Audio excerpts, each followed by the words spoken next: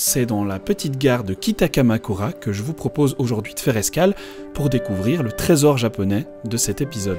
En 1274, les Mongols tentent d'envahir le Japon. C'est une des plus grandes invasions que les Japonais ont jamais connues. Elle dure jusqu'à 1281.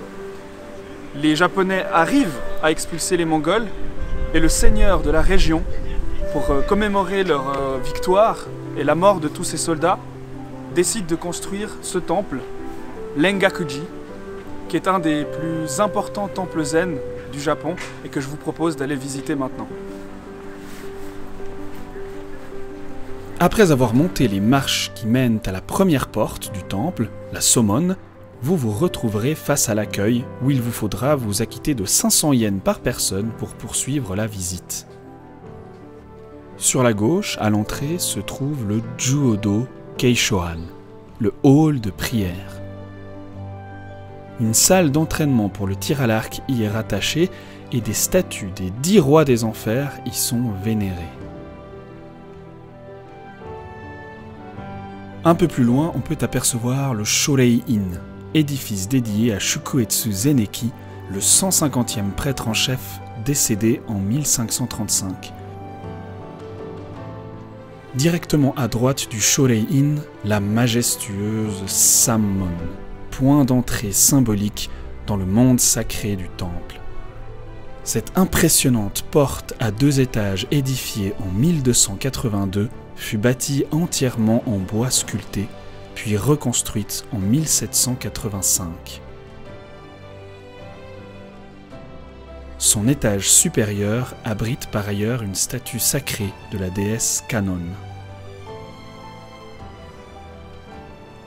Passé la porte Sammon, on parvient enfin au cœur de l'Engakuji, le pavillon principal Butsuden.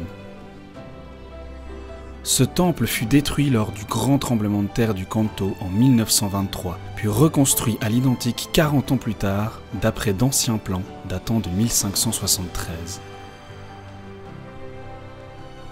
On trouve notamment en son sein une statue du Bouddha Honkan Shaka Nyorai avec une couronne de joyaux, l'ensemble ayant été réalisé probablement durant la période de Kamakura, entre 1185 et 1333, ce qui en fait la plus vieille pièce du lieu.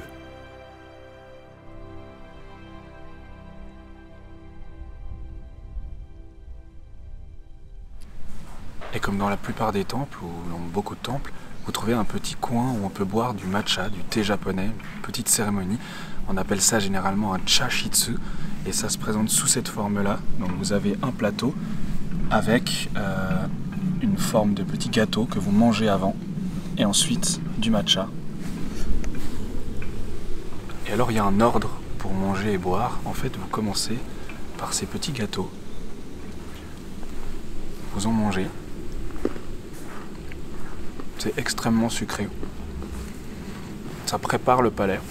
Et le but, ensuite, c'est que de prendre votre bol de cette manière et de boire du matcha. Ah, c'est trop bon. Solidement ancré à la fois dans les montagnes de Kamakura et dans l'histoire du Japon, le temple Engakuji est un véritable joyau japonais qui promet un voyage culturel inoubliable. À bientôt pour un nouveau trésor du Japon.